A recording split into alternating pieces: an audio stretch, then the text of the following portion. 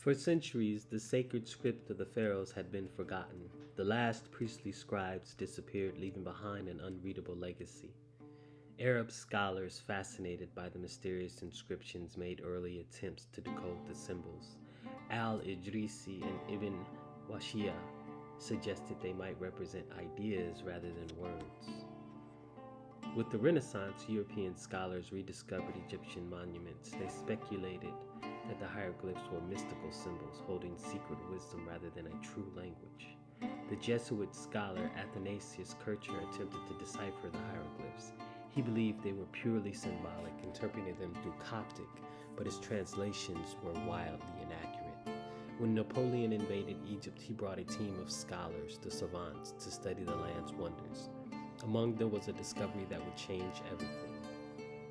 French soldiers unearthed a black stone inscribed with 3 scripts, Greek, Demotic, and hieroglyphs. The key to unlocking Egypt's ancient language had been found. After Napoleon's defeat, the British took possession of the Rosetta Stone, placing it in the British Museum, where scholars across Europe raced to decipher its meaning. British polymath Thomas Young identified that some hieroglyphs in the cartouche represented royal names. He discovered that the script was partially phonetic, but much remained unknown. From an early age, young Francis Champollion displayed an extraordinary talent for languages. He declared that he would one day decipher the hieroglyphs. Now a professor, Champollion immersed himself in ancient texts, convinced that Coptic, the language of the Egyptian Christians, held the key to unlocking the script. Champollion compared the Rosetta Stone with other inscriptions, focusing on the cartouches, realizing they contained pharaoh names, including Ptolemy and Cleopatra. By analyzing Ptolemy's names, Champollion deduced that some hieroglyphs were sounds and not just symbols. He had cracked the phonetic systems and exclaimed that I have it. Champollion reconstructed the Egyptian phonetic alphabet. He now understood that hieroglyphs were a combination of phonetic signs and ideograms. His breakthrough faced skepticism. Some still believed that they were purely symbolic. He defended his findings with evidence from temples and tombs. Champollion traveled to Egypt, where he confirmed his readings in temples and tombs. His discoveries revolutionized Egyptology. With the script unlocked, texts like the Book of Coming Forth by Day were finally understood. At just 41, Champollion had died from exhaustion. His work had laid the foundation for Egyptology, yet he never saw the full impact of his discovery. For the first time, the inscriptions on obelisks, temples, and papyri were fully translated, and Egyptian history was no longer a mystery. Archaeologists used their new knowledge to uncover lost tombs, including those of Ramses II and other great pharaohs. Howard Carter's discovery of Tutankhamun's tomb confirmed the accuracy of hieroglyphic translations. Egypt's golden age came to life. The Rosetta Stone remains one of the most visited artifacts, a testament to the genius of Champollion and the rebirth of an ancient language. Today, technology helps Egyptologists refine translation. AI deciphers damaged text, pushing the study of hieroglyphs into a new era.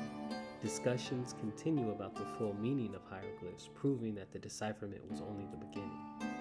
What was once a silent script now speaks across millennia. Thanks to the tireless work of scholars, the voices of ancient Egypt are heard once more.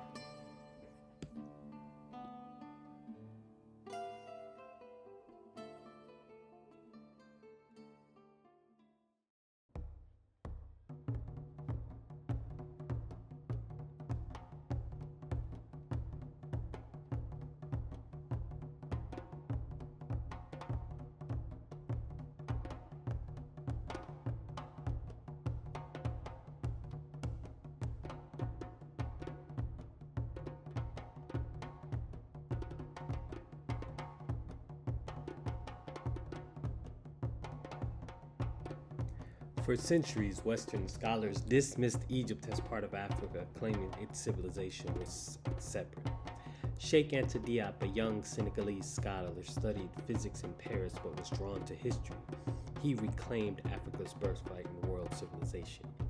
Diop's doctoral thesis, The African Origin of Civilization, argued that ancient Egypt was a black African civilization.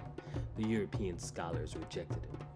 Diop proved that Egyptian language was related to Wolof and other African languages.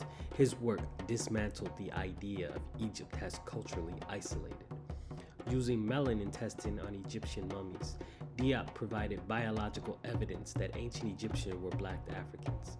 His findings shook academic circles worldwide. Mainstream Egyptologists dismissed Diop's work without even engaging his evidence.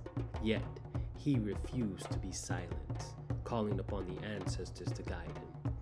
Inspired by Diop, Theophile Obenga, a Congolese scholar, expanded linguistic and historical research, strengthening the case for Egypt's African identity. In 1974, Diop and Obenga confronted European Egyptologists at the UNESCO Cairo Symposium. Their knowledge of history, linguistics, and science overwhelmed the opposition.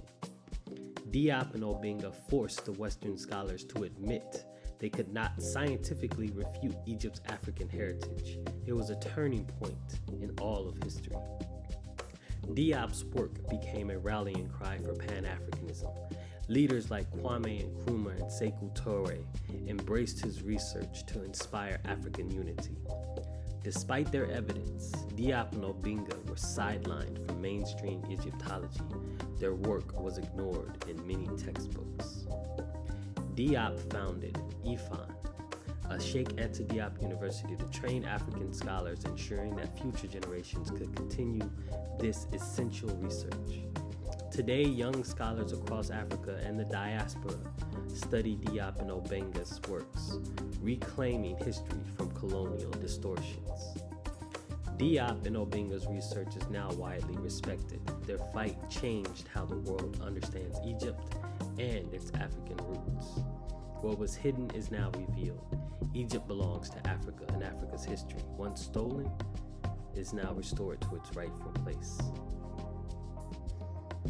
Across the Atlantic, a young scholar named Mario Beatty delved into African history, searching for truth. He was drawn to the works of Sheikh Anta Diop and Theophile Obenga. Mario Beatty's studies led him to a mentor who had stood in the trenches of the academic battle, Dr. Theophile Obenga. Their meeting marked the passing of a torch from one generation to the next. Beatty knew he had found a teacher who could guide him to the depths of African historical research. Obenga trained Beatty in the rigorous comparative linguistic method, showing him how Egyptian language connected with African languages like Wolof, Bantu, and Mdw Ntr. With Obenga's guidance, Dr. Mario Beatty became one of the foremost scholars in Mdw Ntr studies. He trained a new generation of students, ensuring that Diop and Obenga's work would continue. Standing before the pyramids, Beatty reflected on the journey from Diop to Obenga, and now to himself. The struggle had not been in vain.